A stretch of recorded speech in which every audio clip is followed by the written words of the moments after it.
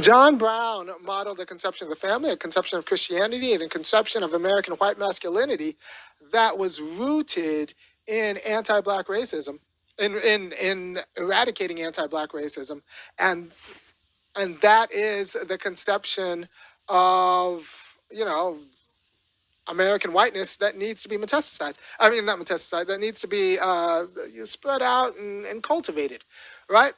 So people say that, well, you think the permanence of racism, you're a critical race theorist who thinks the permanence of racism is intractable. I'm like, well, the permanence of racism isn't a matter of biology. There's nothing defective in their DNA. The whites have fine DNA. It's fine. It's not DNA. It's cultural. They have a culture that has built an antibody mechanism against internal critique, right?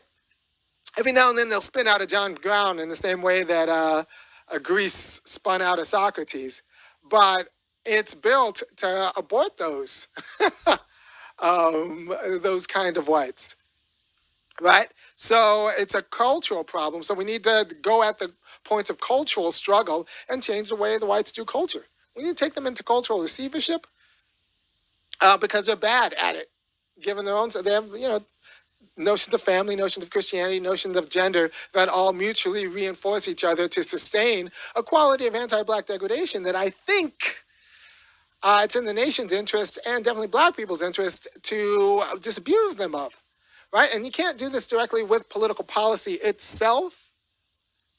I mean, you can, but this isn't a political project. This is a social project, right? Because we're changing the way that white people participate in society. And if you change the way they participate in society, the better politics will follow. So you use politics to change the way they participate in society, not necessarily to change the way they participate in politics, right? So, for example, there's a lot of ways to be Catholic, right? You go to South America and Catholic, there's a lot of ways to be Catholic. That does not hold up abortion as the most important part of Catholic identity. There's social justice Catholic, there's great worker Catholic, there's some hardcore, no nonsense Jesuits in Latin America.